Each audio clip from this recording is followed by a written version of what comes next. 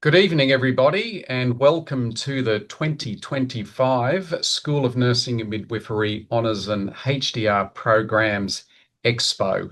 We're here today to talk about the range of research degrees that you can do in the School of Nursing and Midwifery at Western Sydney University. So thank you in advance to all of you for coming along today.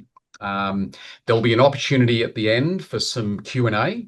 So for now, sit back and enjoy the presentation.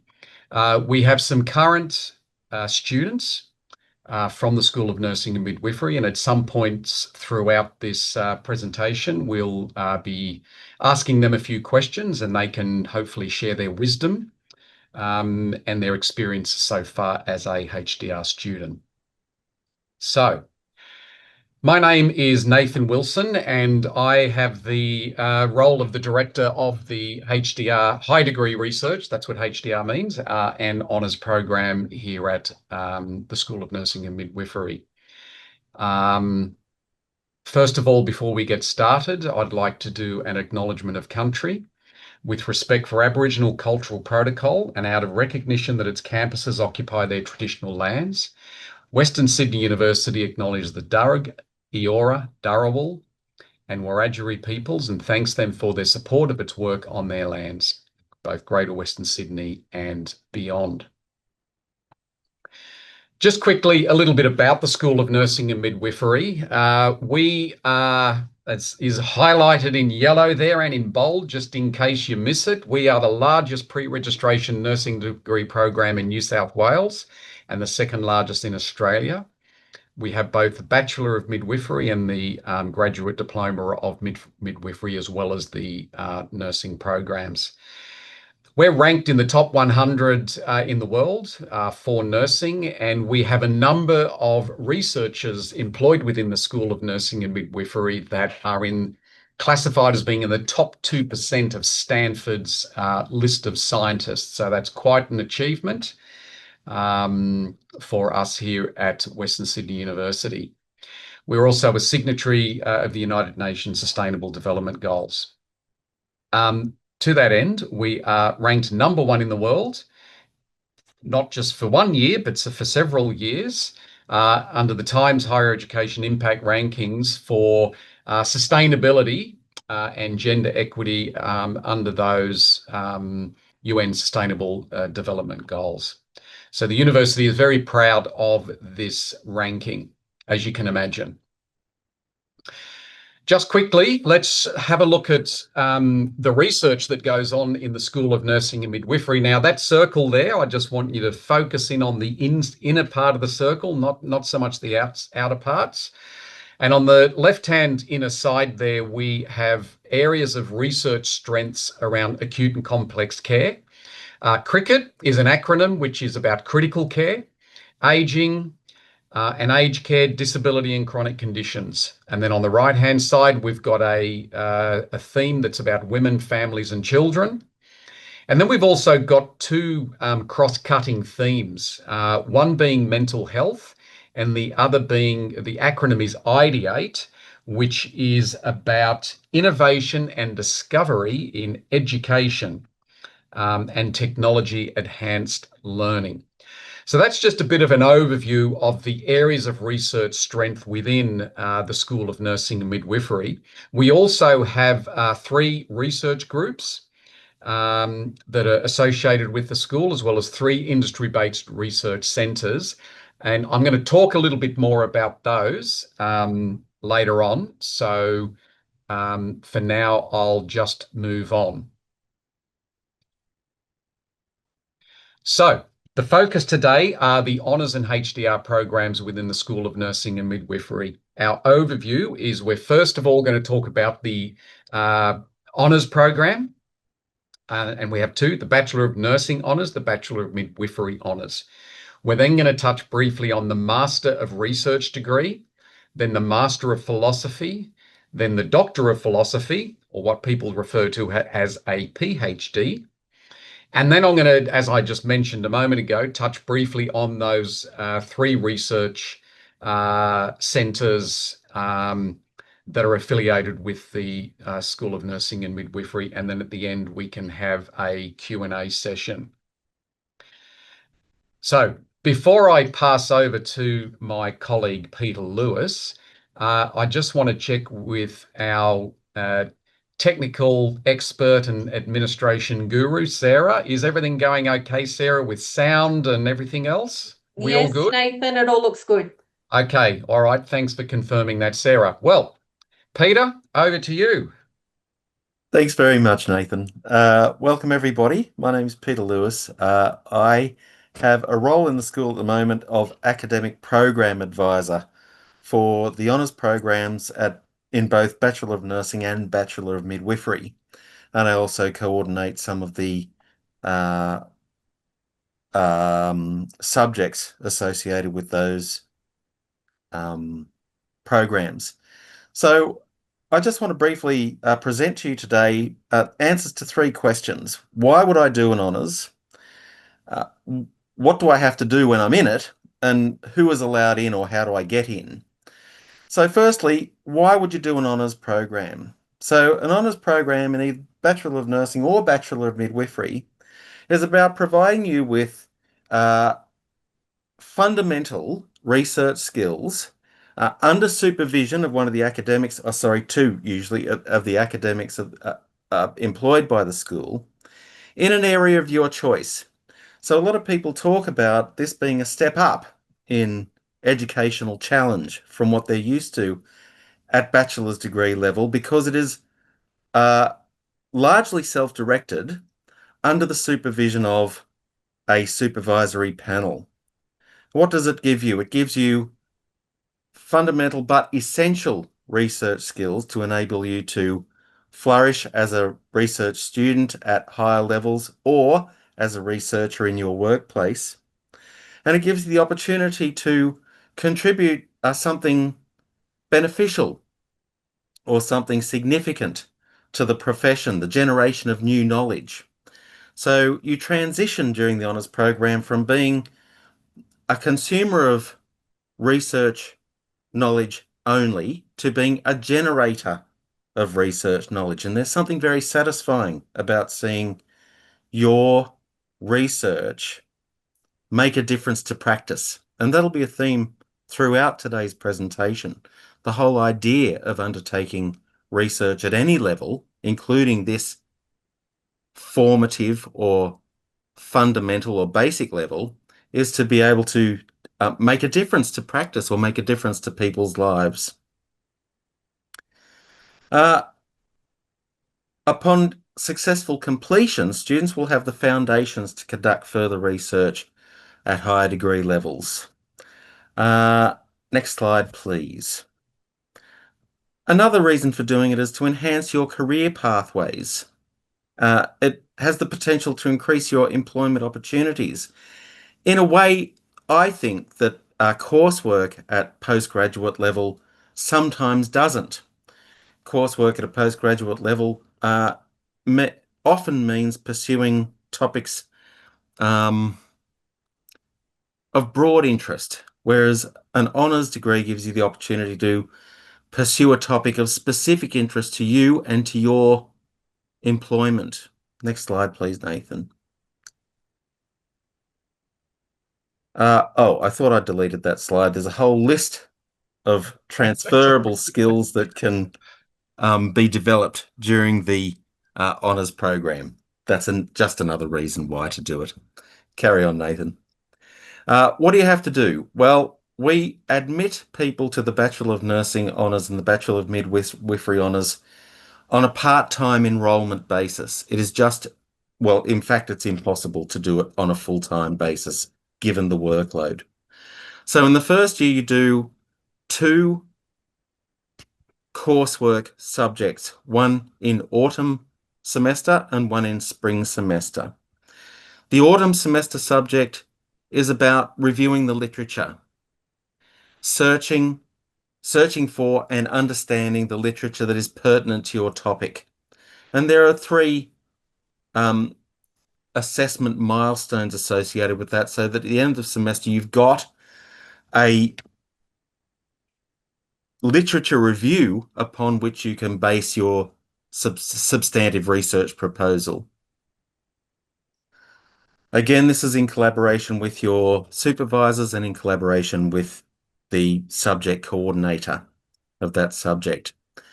Then in the second semester, you have the opportunity to form a substantial research proposal. So that'll be based in the literature that you've searched in first semester and include ethical considerations about conducting research with human participants. So we aim for you to undertake a piece of empirical research, research that's undertaken in the real world. You find that most rewarding and most significant for your progress. Then the second year, both first half and second half are dedicated to the completion of your research project and the creation of your thesis.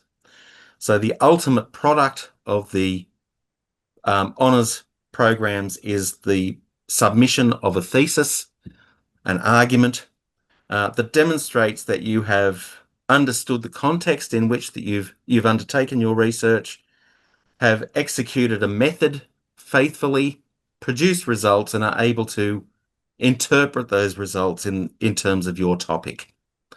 The thesis is customarily between 10 to 15,000 words and perhaps up to 20,000 words, depending on the size of the project. That's what you have to do. 2 semesters of coursework, 1 year of research practice and thesis creation. And how do you get in? Oh, sorry, there are important things you should consider before applying. Broadly speaking, what topic are you interested in? You don't have to know exactly what you want to study. You don't have to have formulated a bulletproof research question, but it is helpful to us to know what sort of thing you're interested in studying. It can be helpful to look on the School of Nursing and Midwifery website for potential supervisors, which academics in the school are interested in similar areas that you're interested in, and make contact with them. You can contact them out of the blue. Their contact details are on the website. And I think I speak for everybody. We're always perfectly happy to hear from prospective students, hear about their ideas, what their plans are, what their career goals are, and all sorts of things like that. And that brings us to the next point. Consider why you want to do an honours. It is a commitment. And it is learning in a way that perhaps you haven't learnt before, and a lot of people find that challenging. So why do you want to do it, and why now? Is it worth waiting a year? Is it worth waiting 2 years if you got little kids? Whatever it is. And those subsequent questions speak to that. Are you ready? Are you prepared? Is now the time? Next slide, please, Nathan. Who is allowed in? So you need to have completed a Bachelor of Nursing or Bachelor of Midwifery undergraduate degree, pre-registration degree, with an average mark of 65 or above. You have to have current registration with AHPRA. And the process is to submit a statement of intent outlining a proposed topic area. As I say, this does not have to be bulletproof. It just has to be some idea that you've thought about what you might like to study, and that's only 1,500 words. And you will need the agreement of a supervisor. If you don't have a supervisor, we have been able to match prospective students up with supervisors in the past, but it is always helpful for admission if you have contacted someone and had a conversation with them beforehand. Next slide, please, Nathan. Oh, these are screenshots of the intranet site that you access in order to apply. I had a look this afternoon, and the little Apply Now tab doesn't appear yet. Typically, it appears after the end of October, so look again in about 2 weeks, and there should be an opportunity to apply then. Next slide, please, Nathan. I've invited 2 of our current students along to answer some of my impertinent questions about what their experience has been of undertaking the honours program. The first student I'd like to talk to is Sarah McSpadden. Sarah is completing her first year of the Bachelor of Midwifery honours program, and I have a couple of questions for her. Hi, Sarah. Hello, everyone. How you going? Thanks so much for joining us today. That's okay. Very welcome. Uh, Here's one that um, I'll just ask some questions and you can provide the answers to them, and we'll worry about whether we need to follow up later. No So, what have worries. been the factors that have been most supportive of your studies during your first year in the honours program? Yeah, I think definitely the supervisors have been a great support. I don't know, I've never done research before, so the thought of doing research was quite daunting to me. But they've been great with mentoring me. I found supervisors that had similar interests. So, like you said about trying to find supervisors that had similar interests, and so. They were really experts in the field, and that's really helped me research wise, but also kind of navigating the topic that I'm covering.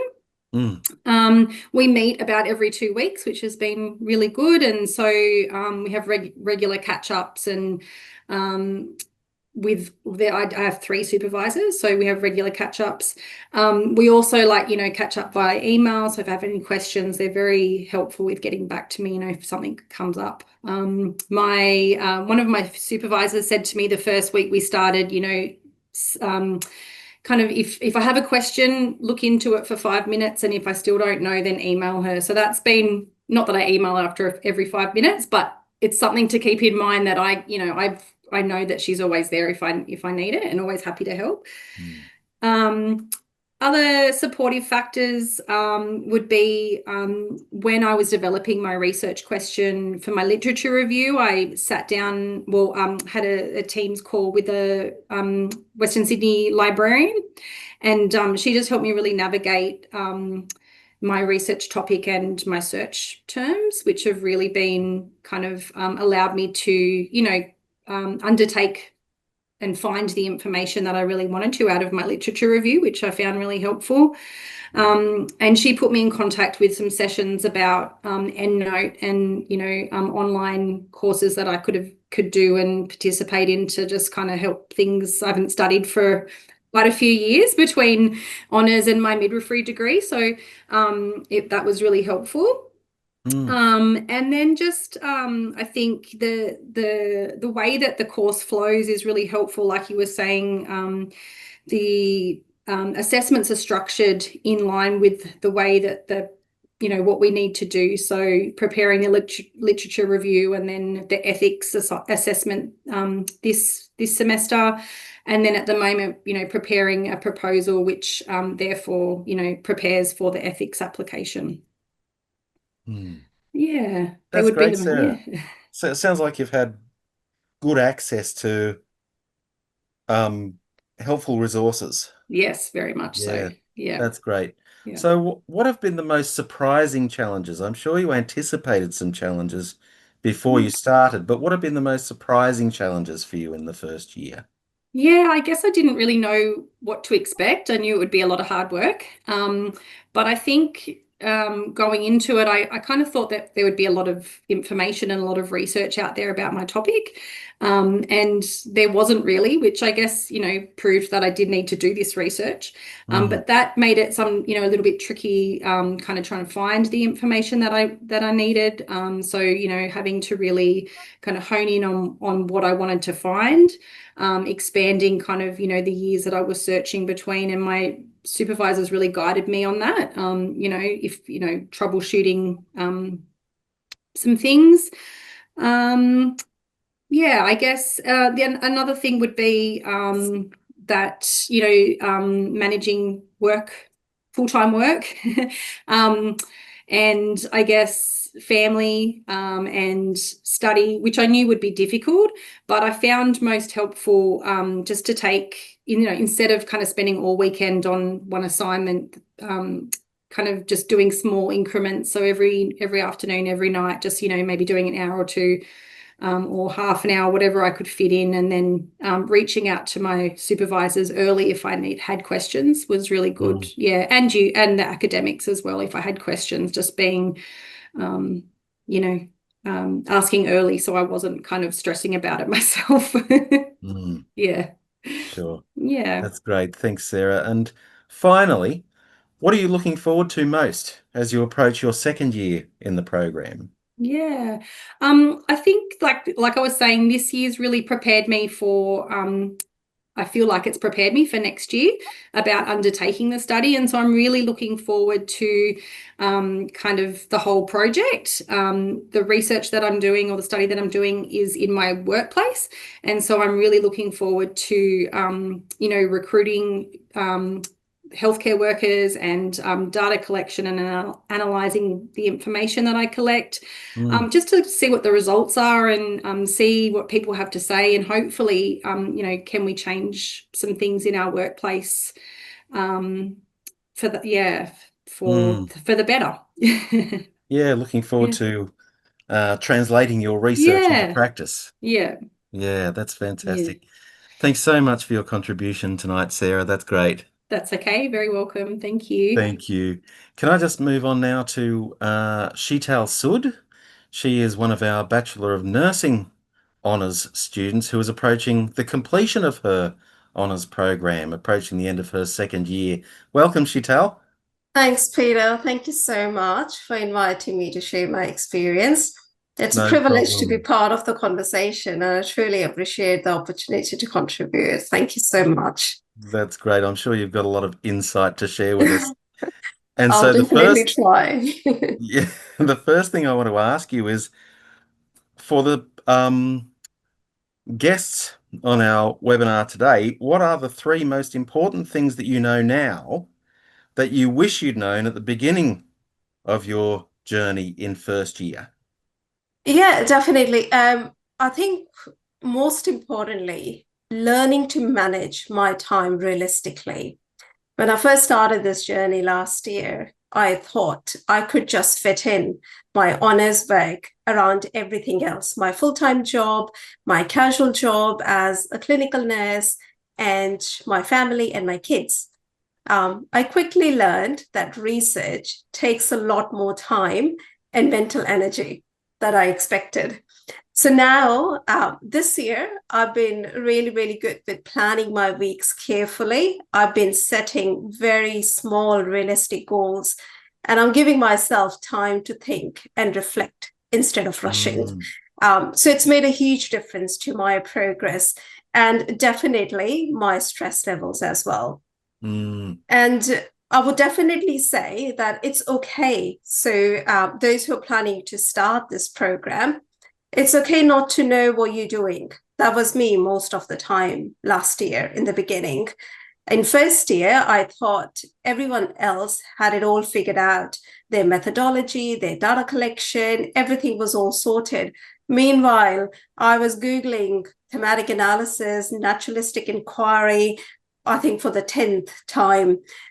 So now I know confusion is part of the process, and asking for help, especially from your supervisors and your fellow colleagues, doesn't mean you are lost. So don't be scared to ask for help.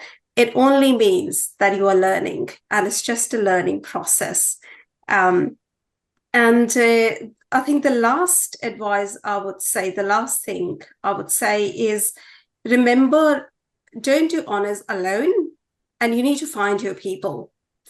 I used to focus just on my own project when I started, but I've learned now it's how valuable it is to talk with your supervisors, with your colleagues, and with your other researchers as well. You're attending online conferences, webinars, workshops, sharing ideas over a cup of coffee, even just casually, often gives you new perspectives. And definitely it helps me stay motivated. I think the sense of community at workplace has made the whole difference, the whole experience more enjoyable, and I would say more rewarding while I'm approaching the end of my course. Yeah. That's fantastic. Thank you, Sheetal. They Thank are you. great insights. And everything that you've said really resonates, and I'm so grateful that you shared those things. You might have already said it, but I was just wondering whether you have one piece of advice you would share with anyone who's listening today or to the recording, uh, who is considering applying. Yeah, definitely. To all the future honours students, especially my fellow nurses and midwives, one piece of advice I would love to share with you, especially when you have other commitments as well, be intentional with your time, and you need to stay connected to your purpose. The honours journey has been very, very incredibly rewarding for me.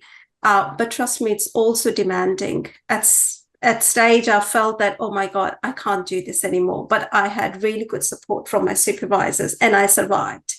Many of us are managing work, study, and personal responsibilities. And unfortunately, life doesn't just stop because we're doing honours. So there will be times when you will feel overwhelming and easy to get sidetracked. So that's why it's very important to plan ahead and set realistic goals and protect your time. But more than anything, I would say, remember why you started this journey, whether you want to improve patient care, you want to contribute to the profession, or you want to grow as a clinician or an academic. Your why will keep you going when things will get tough, and things will get tough. So lean on your support networks and definitely ask for help when you need it. And most importantly, don't forget to celebrate the small wins along the way. When you get high distinction in your assessments, don't forget to celebrate and go and have drinks or dinner with your friends or with your colleagues. Yeah, so you've definitely got this, and trust me, this journey is worth it. Yeah. Thank you so much, Sheetal. Thank you. You and Sarah have advertised honours much better than I possibly could have, and I want to thank you for sharing with us tonight, and for your enthusiasm for the program, and I wish you all the best in your future research. Join me, Thank you so everyone, in much. thanking Sarah and Sheetal. Thank you. Thanks, Sarah Thank and you. Sheetal.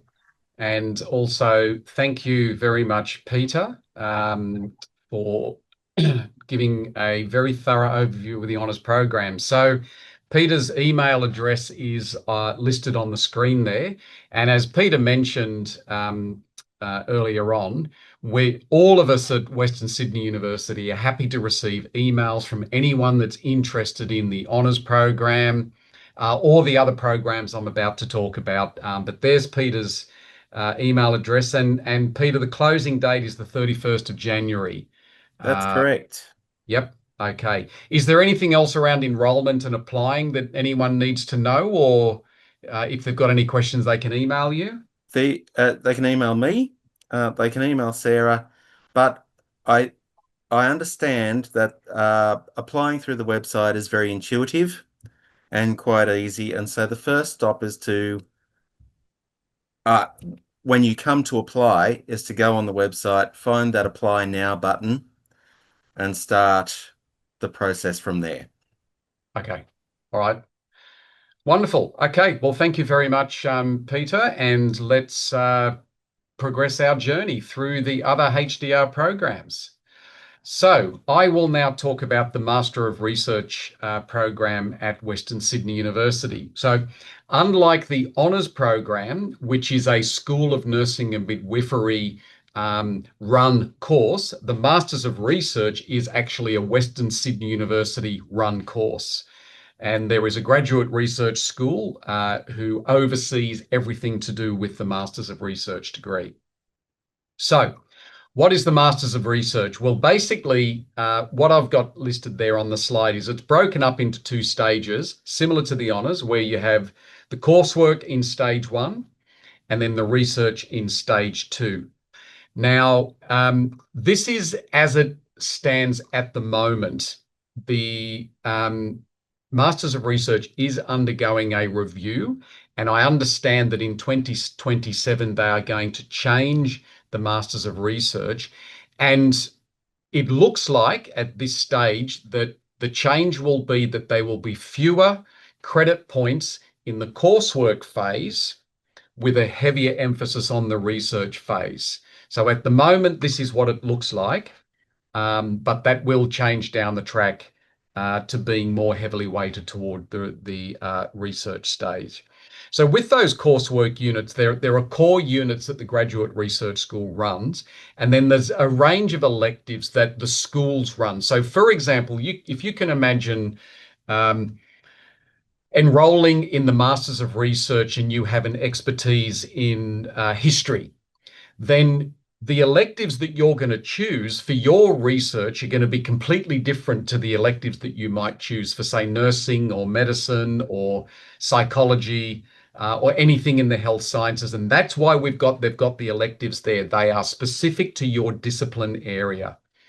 And then with the stage 2 research things, part of it, you end up with roughly a 25,000 word thesis, which is examined by 2 external examiners, and you are awarded a grade for your thesis. So that's very different to the PhD, which I'll talk about in a minute. So that's the MRes in a nutshell. How do I get into the MRes program? Well, you need to have successfully completed a bachelor's or a master's degree with an average of 65 in your most recent degree. Now, that's a very, very easy thing for you to calculate. If you're thinking to yourself, oh, hang on a sec, I got a couple of passes, but I did get a couple of distinctions. Just go to your transcript, add up all of the raw marks that you got, not the grade, but the marks, average it, and then that'll tell you where you're sitting in terms of meeting the criteria to get into the Masters of Research program. Just like the Honours program, you will work with supervisors in the Masters of Research, and you need to work with proposed supervisors before you apply for the Masters of Research, because you need a statement of intent that is your topic area, and you also need a letter of support from a supervisor. So as Peter was saying with the Honours program, you can apply for the Honours program without having a supervisor, and then Peter will put a lot of time and effort into matching you up and pairing you with some potential supervisors. For the Masters of Research, you've got to have done that work beforehand. So you need your letter of support and a statement of intent. And that is just a very, very basic overview of your area of interest. So let's say, and I'm making this up as I go along, I hope it's logical. Let's say you might be working in the anesthetics area of in perioperative nursing.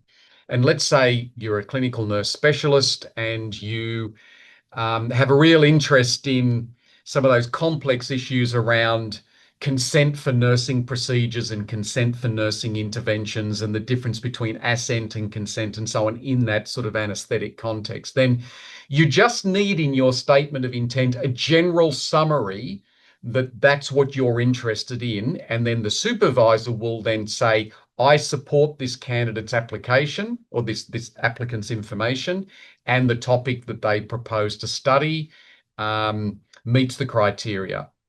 So I've got a QR code down there, and that will help you to find a supervisor. As Peter mentioned, on the school's website, it's got all of the various academic staff that work in the School of Nursing and Midwifery, and we're all happy to receive emails from any of you that might be interested in high degree research or honours. So here's just a quick overview of the course fees. Basically, as a Commonwealth supported student, you can defer the fees through HEX, the HEX Help Scheme. And then the research component is funded by the government's RTP or research training program. On the right-hand side there, this is current at the moment. If you enroll full-time, that's not part-time, but full-time in the Masters of Research student, and you are a domestic student, that is an Australian citizen, If you get 65 overall for your coursework and 70 overall for your session 2 coursework, then the university will cover part of the fees with a $3,500 scholarship. And then for your research component, if you get 75 or above, they will cover the cost of the research component as well. So they're the scholarships that are currently available for full-time students. As I mentioned at the outset, the Masters of Research is run by the Graduate Research School. So any specific questions around the fees and things can be directed at the Graduate Research School, and all of their information is also on the website, which I've just put up on the screen for you. And Sarah, I believe, as Peter and I are talking, is putting all of these links also into the chat, so you can copy it straight from the chat as well. Okay, so now I'm going to have a brief conversation with Ashley Anslow. Hello, Ashley. How are you? Good, thank you. How are you? Good. Thank you for coming along today and for agreeing to talk about your experiences as a Masters of Research student. So, first of all, tell me a little bit about your professional background before you started doing your Masters of Research degree. Yeah, thanks for having me. So I am a privately practicing midwife. I service the Blue Mountains and sort of Greater Western Sydney sort of area. And I also have admitting rights at Westmead Hospital. So I take on a mix of home birth clients and hospital planned birth clients. And I actually landed into my research career partly because of developing a relationship with my supervisor and a particular medical event happening in my clinical practice, which was relevant to her research, which she wanted to have someone further. And it was a bit, okay. I know exactly the path for you to take. And it was something that I had actually considered for a while previously. Okay. All right. Fabulous. And so whereabouts are you in the overall degree program at the moment? You've done the coursework, I understand. Yep. And I'm in the process of writing up the results part of my thesis at the moment. So I'll be submitting in March. Yeah. You're submitting in March, right? Okay, then fantastic. So you've been enrolled part-time, I believe, yes? Full-time, actually. Full-time. So you've been enrolled full-time. Oh my gosh, as well as running. I took a leave of absence for 1 quarter while I was getting ethics approval. But, you know, I have been juggling working and studying full-time, which is interesting, but doable. All right. Well, so what have been the challenges so far? And maybe that's going to be the juggle that's been one of the challenges. Yeah, I've had to be very efficient with my time management, that's for sure. But I have previously done coursework masters, so it thankfully it wasn't my first time moving into that sort of space, but yeah, it has been challenging but also rewarding, and particularly coming to the stage where I'm at the moment, seeing it all come together.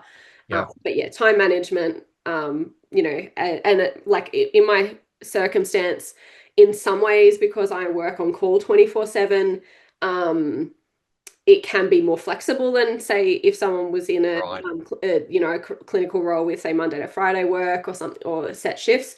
But on the other hand, you know, births happen when they happen, and one of my colleagues has a bit of a joke, you know, messaging me, "What's your plan for tomorrow?" And I say, "Tomorrow is my thesis day." And she goes, "Well, someone's in labor." And you're like, and so it's learning how to reorientate my own caseload around those sorts of things as well. Right.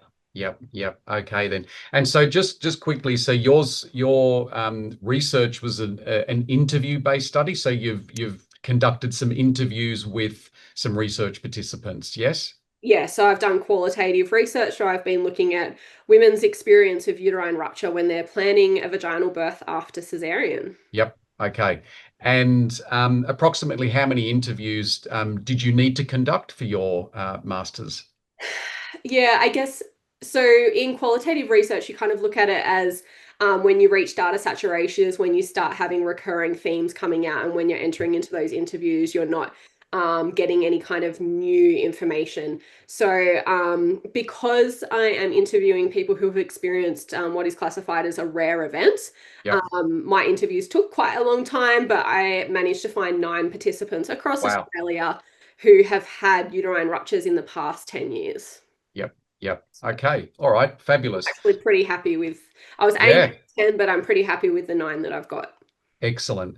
Yeah, and I'm just asking these questions so if people are sort of sitting there thinking, oh, so how big does it look like, and what would I maybe have to do, and so on. So that just gives a bit of an idea, that if someone was to do an interview-based study like you, that the number of people that you might interview might be around 10 or something like that. So fabulous. Okay, so what's been the one best thing so far?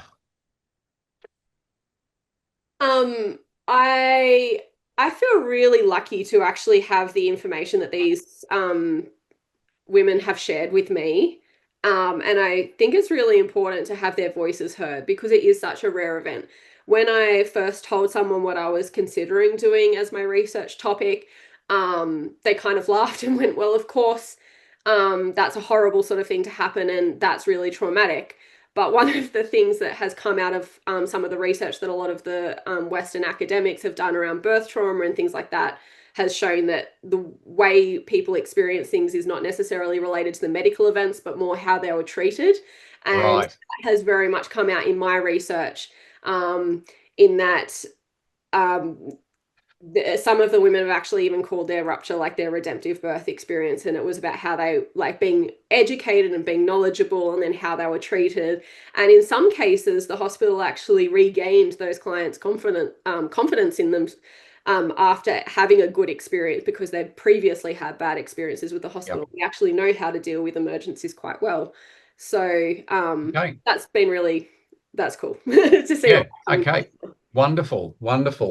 And so if you had one piece of advice for someone that was maybe thinking of doing the MRes, what would that be? Look, I spent quite a long time considering doing it before I actually did it. One thing I am glad that I did wait was until all of my kids were in school. I don't think I could have managed the juggle that I'm doing now before they hit school age and starting to be a little bit more independent. Okay. But at the same time, and I wasn't sure if I just liked the idea of research, and I wasn't sure if, once I actually got into it, whether it was going to be the thing that I liked. But my supervisor says I've well and truly got the research bug. So, yeah. Okay. All right. Wonderful. Well, congratulations on getting the research bug, like a lot of us have. That's going to keep you busy for a long, long time. Let me tell you. Thank you for sharing your experience, Ashley. We really appreciate your time tonight.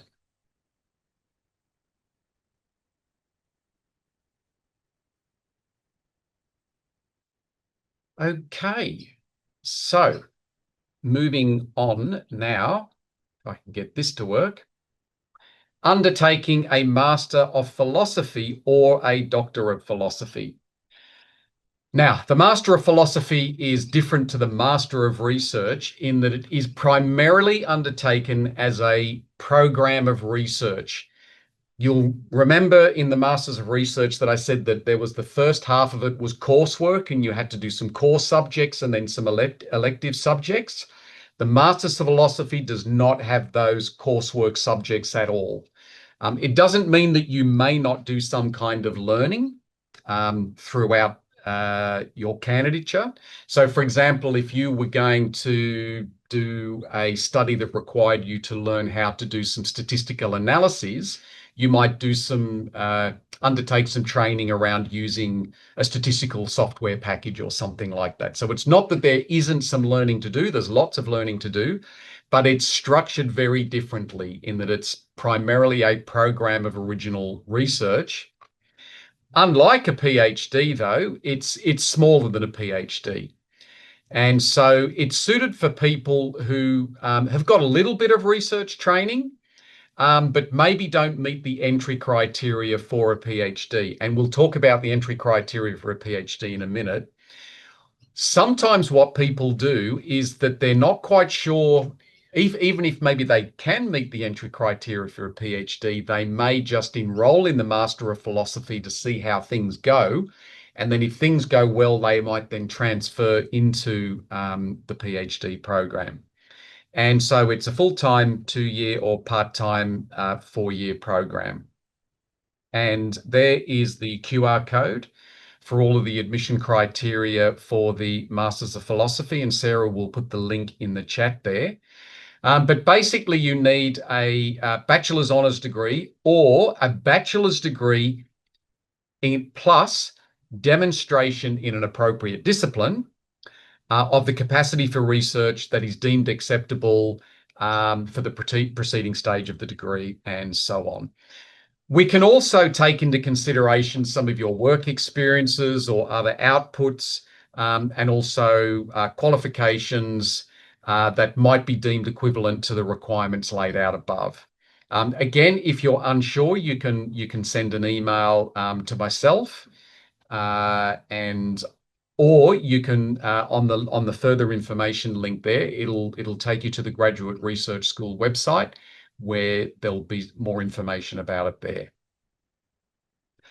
Now moving on to the Doctor of Philosophy.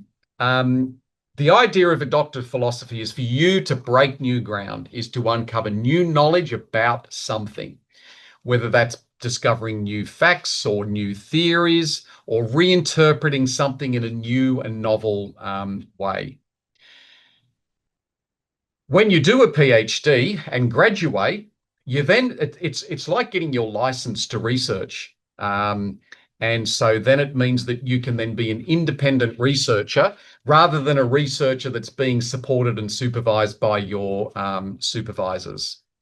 A PhD usually requires a thesis of between 60 and 100,000 words or equivalent.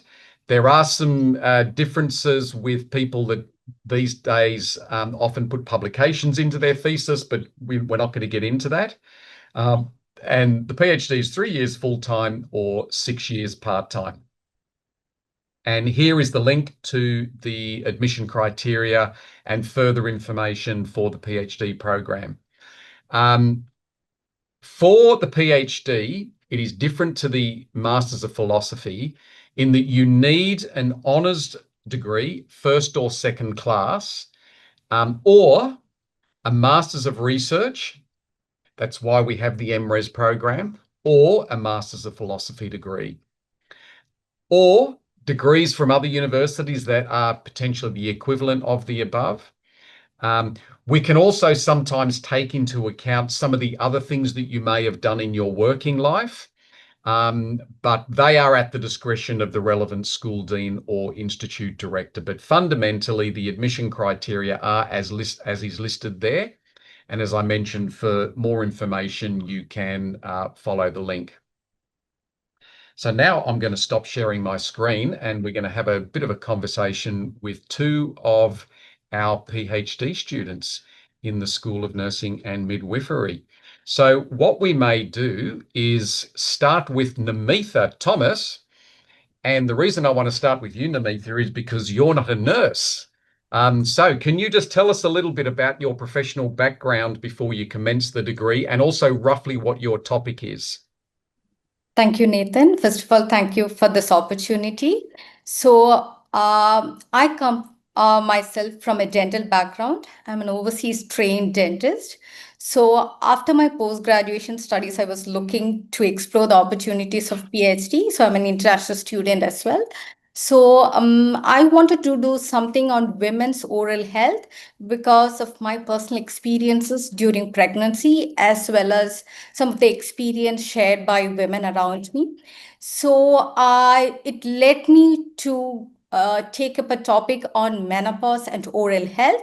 So, and when looking into a particular university that supports my topic, I was interested it kind of led me to a nursing school, because I felt like combining two disciplines together, like a dental and a nursing, together can provide a more holistic approach of care for women. It can improve women's health overall rather than just focusing on dental.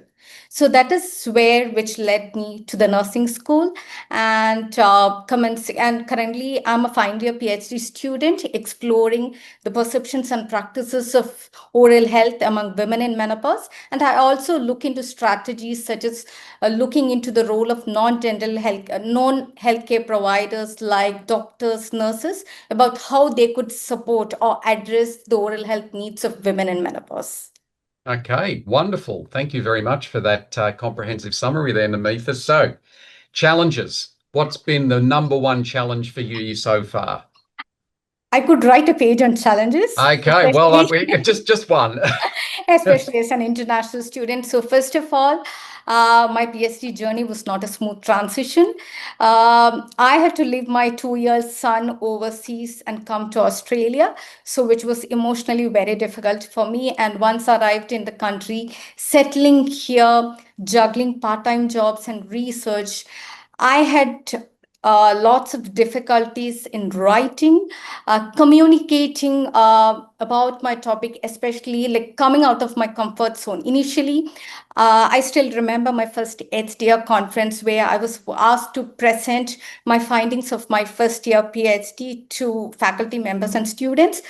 I was very anxious on that particular day, thinking what questions I might get, how I'm going to present. And it was just a 3 minute presentation which was given to me. So I was sitting very anxious, and my supervisor was near to me sitting, and he was like, he understood I'm very anxious. So he was like, Namita, it's okay. This is not the end of the world. It's okay to make mistakes. That's what he said. But still, I was very anxious. Over the years, I could tell those challenges literally helped me to grow. There were moments of failures, rejections. Like my recruitment didn't go the way it expected. I had a comprehensive ethic application to be done, which was completely different from what I was doing before.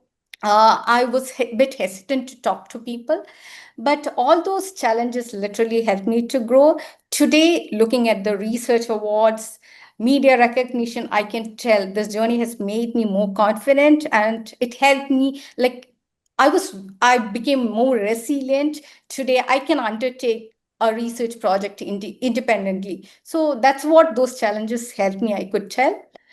Fantastic, fantastic. And I can tell everybody here that Namitha won the 3 minute presentation at the faculty conference this year, actually. So there you go. You've gone from being a bundle of nerves at your first conference to actually winning, clean sweep, winning the presentation in the most recent conference. So if I was to ask you, Namitha, what advice might you have for other people that might want to do a PhD? What would that be? I would tell to someone who's interested in doing this program, just go for it. But again, this journey may not be easy. There'll be challenges juggling work, time management, doubting yourself whether I'm really capable of doing this, because all those things I myself has felt.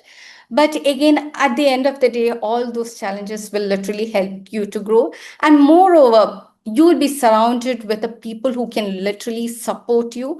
Whether you fail in something, you face rejections, they'll be every time faculty members, supervisors to support you. There'll be solutions for everything. That's what I think. That kind of literally helped me to grow over the years.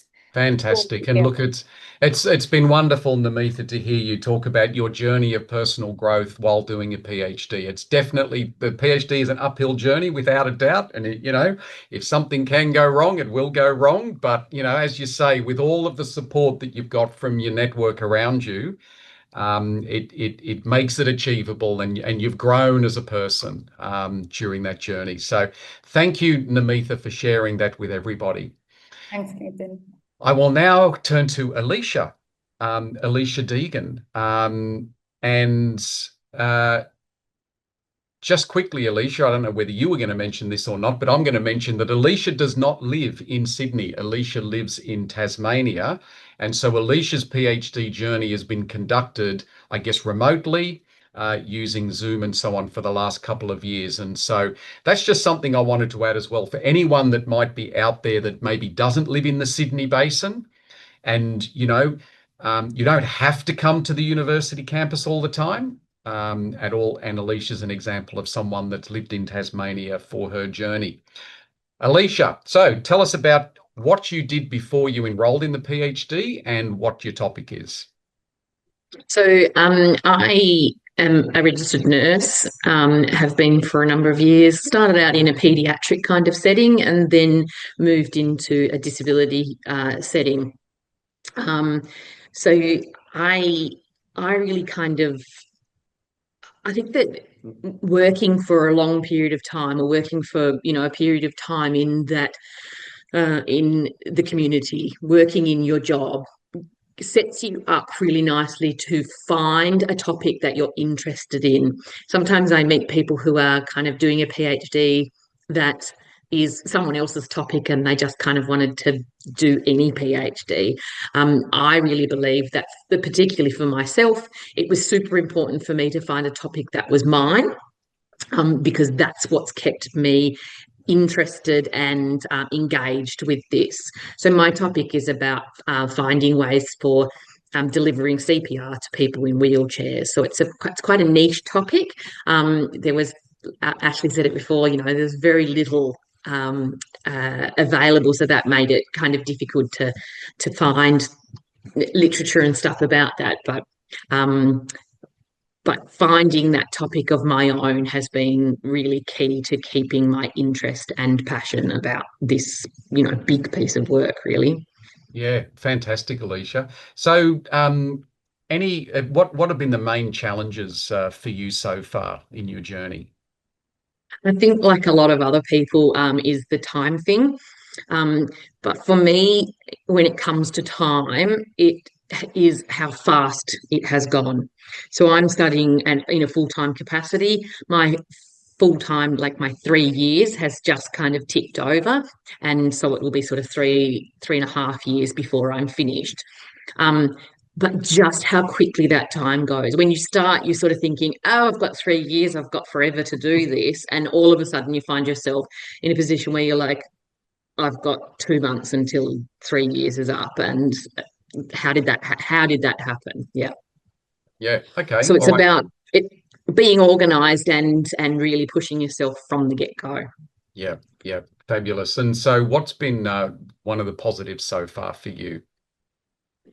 I think that like I've gained a real sense of achievement and I guess a purpose in, like I think, well, you have one life and you've got to live it well. And I think I'm creating something that is the first in the world, and it gives me this sense of purpose that it's like it's a life not wasted because I'm using my brain.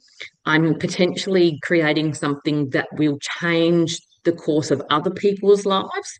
And so it's a much bigger kind of sense of pride. I always got a lot of pride from acute care nursing where you're like, I've made a difference for this patient today. But now I see that I have the ability and the potential to make a difference to a huge number of people, and that difference might outlive me. There you go. Wonderful, wonderful ending there. Thank you very much, Alicia. So thank you, Alicia and Namitha, for talking about your PhD journey so far. Okay. So we've been talking a lot about finding supervisors, and you certainly do need to find a supervisor for the Masters of Research, Masters of Philosophy, and the PhD program. And there is a QR code there which takes you to a list of potential HDR supervisors. So all of us academics that work at Western Sydney University, we have a research portal page where we will tell a brief story about ourselves, our areas of expertise and interest. We will have our publications listed, our research projects listed.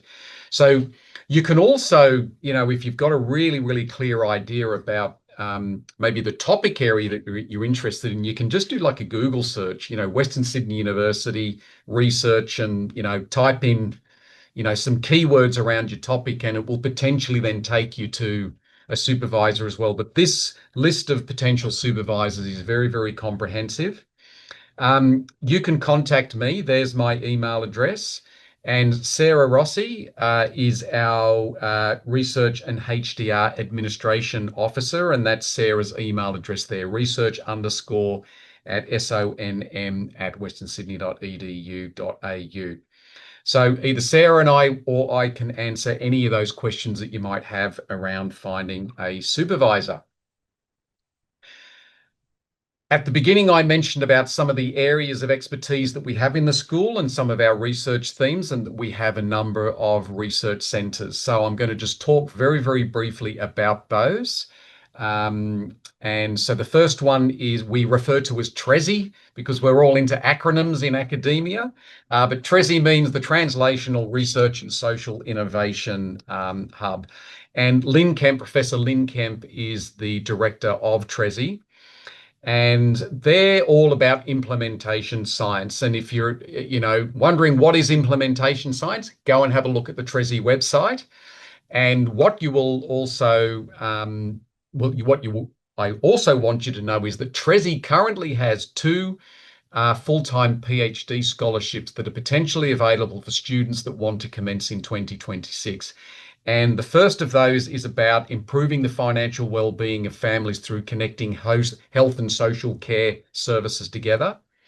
And the second one is designing a home care visiting program for incarcerated mothers. So Lynn's email address is there. Like I said, please go and have a look at the TRESI website, or indeed send Lynn Kemp an email if you are potentially interested in either of those full-time scholarship opportunities.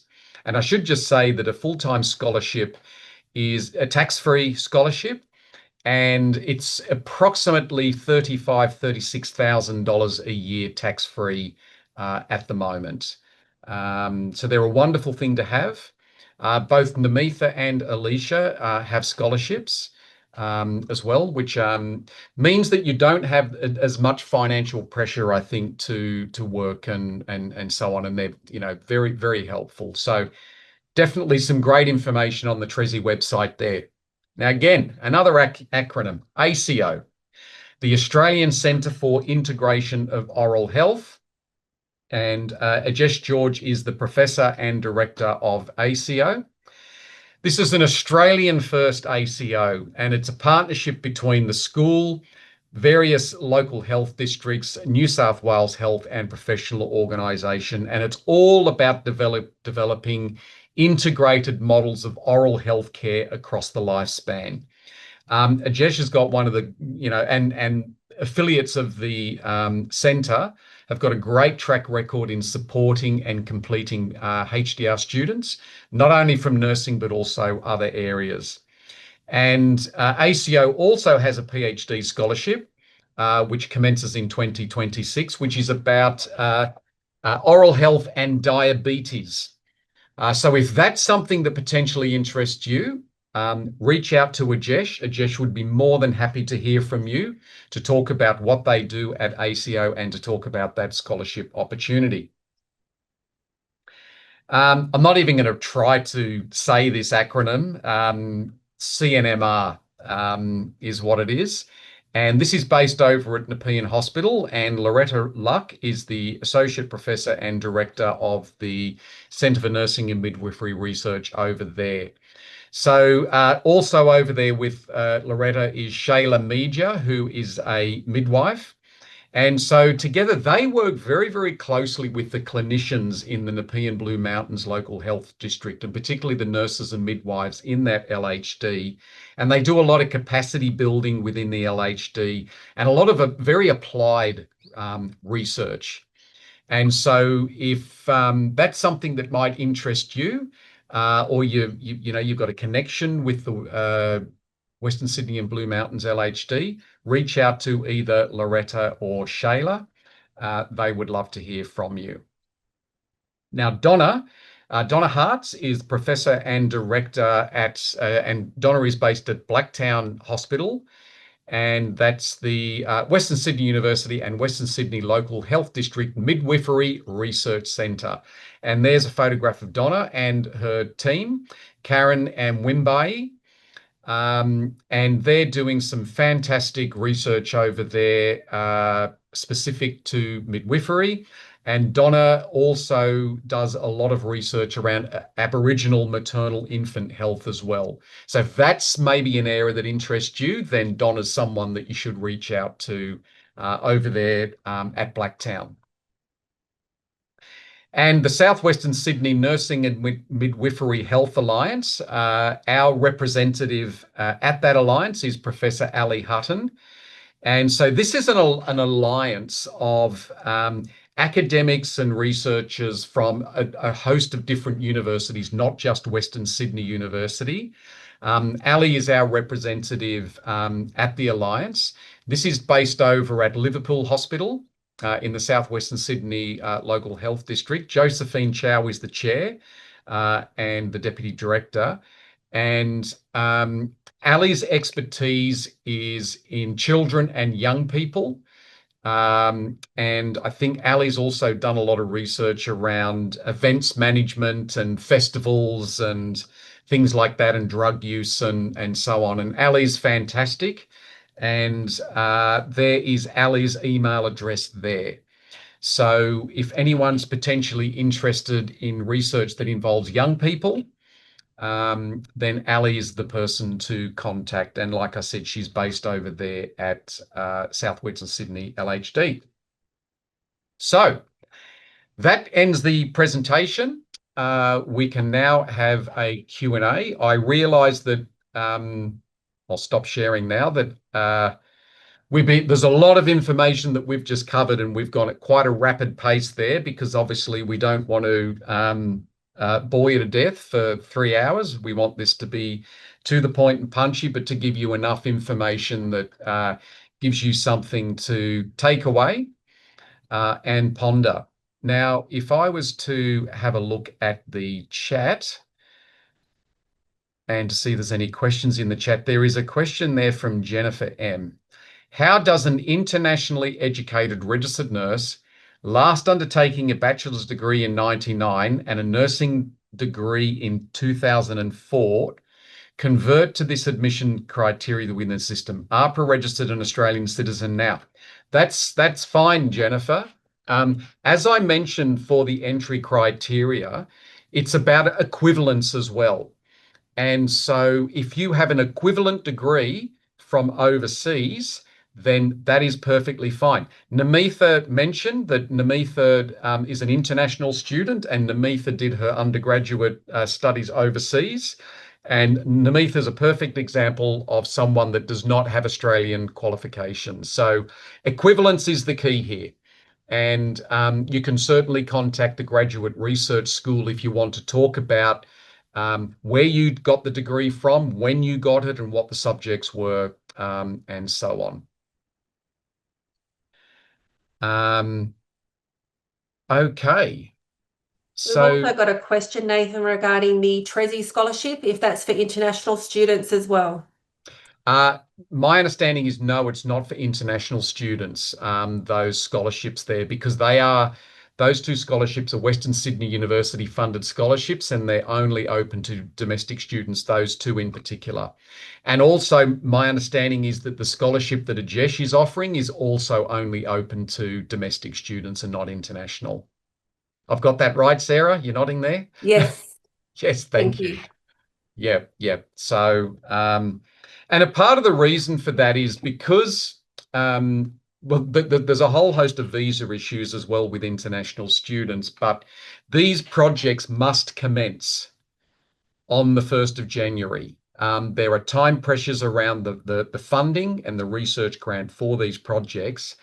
And to international students, it takes quite a long time. Not only do you have to go through the university system, and Amitha's nodding there, you've got to go through the Department of Immigration as well, before you can get your visa, before you can come over here. So that's one of the primary reasons why these are funding sensitive, and the people that are funding these scholarships, as I said, they must start on the 1st of January. And also sometimes with funders, they specify that it must be a domestic and not an international student. So, Miriam, do I need to be registered as a midwife in Australia to study the master's degree? I have a back midwifery degree from Austria, pass with distinction in 2025. Again, the degree is not related to your clinical registration status or anything. If you've got an equivalent degree, you should be eligible to get into, for example, the Masters of Research program with your degree alone. So I hope, Miriam, that okay, yeah. But again, go onto the GRS website, and they are very good at they know all of the stuff around international degrees and so on.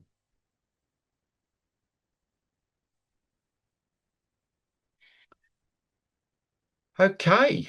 Oh, I can see Ali Hutton's here. Thanks for coming along, Ali. So, Sarah, can you see the Q&A? Is there anything in the Q&A at all that I've missed? Yes, I've been keeping an eye on it. It's clear at the moment. Peter did answer the query we had on honours, but nothing else at this point. Okay, then. All right. I mean, look, we are recording this session, and Sarah, you'll be sharing a link to the recording? Yes, that's correct. Yep. So Sarah will share a link to the recording. So all of the things that we've talked about, and Peter's email address, Sarah's email address, my email address, they'll all be listed on there as well. We do have a question, Nathan, that's just come through in the Q&A from Sophia. Okay. I've already reached out to Hazel. I have done a Bachelor of a BN, but can I still research with her when she is in midwifery? Yes, you can. Yes. Namitha is a dentist, and she's enrolled in a research program in a School of Nursing and Midwifery.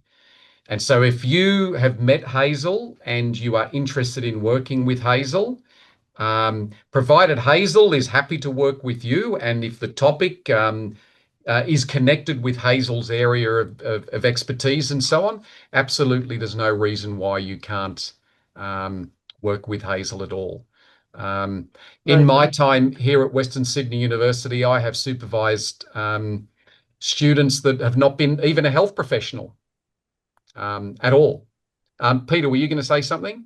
I was just going to say that I think Sophia asked a question previously about honours. So does anything you've said make any difference to honours?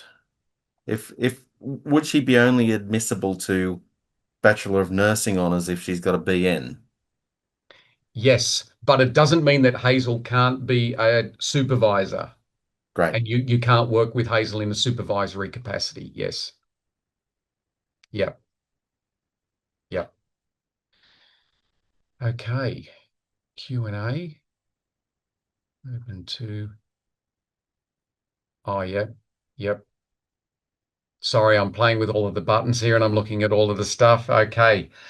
Well, we've been going for an hour and 15 minutes, and like I said, we have covered an extraordinary amount of information in that hour and 15 minutes, and it is the evening, and so maybe what we'll do is we'll call it a night, so everyone can get on with their evening. Thank you, everybody, for coming along today. In particular, thank you to all of our students that came along and were willing to be interviewed and to talk about themselves and their projects and their research journey. So thank you very much for that. And as I mentioned, this is recorded, and Sarah will be sharing a link of the recording sometime later this week. Sarah, yep? Yes. Yes. Okay. All right.